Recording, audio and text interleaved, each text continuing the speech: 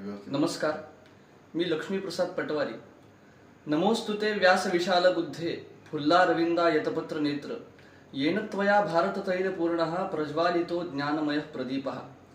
भगवान वेदव्यासांच्या बाबतीत वर्णन करताना असं सांगितलं गेलंय की ज्यांनी महाभारत रूपी ज्ञानमय दीप लावला.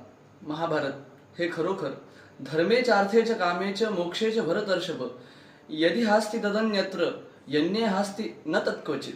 म्हणजे धर्म अर्थ काम मोक्ष यांच्याबद्दल जे महाभारतात सांगितलंय तेच सर्वत्र आहे, वेदात आहे, शास्त्रात आहे, पुराणात आहे. आणि जे महाभारतामध्ये नाही ते इतरत्र कुठेच नाही, अशी महाभारताची महती आहे. महाभारत आपल्याला विवेक शिकवतं. ज्ञानोबरायांनी महाभारताच्या बद्दल वर्णन करताना सांगितलं विवेक तरुचे उद्यान.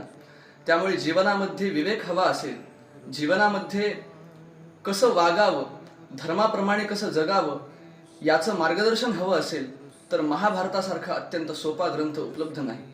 आणि त्या महाभारताबद्दल आपले सर्वांचेच लाडके आदरणीय कीर्तनकार, राष्ट्रीय कीर्तन सम्राट हरिभक्तीपरायण चारुदत्त बुवा आफळे यांच्या अमोघ अशा वाणीतून कीर्तन संध्या रत्नागिरी आयोजित कीर्तन महोत्सव दिनांक 8 जानेवारी ते 12 जानेवारी 2025 स्वर्गीय प्रमोद महाजन क्रीडा संकुल आठवडा बाजार रत्नागिरी सायंकाळी 6 ते रात्री 10 या वेळेत आयोजित केला आहे.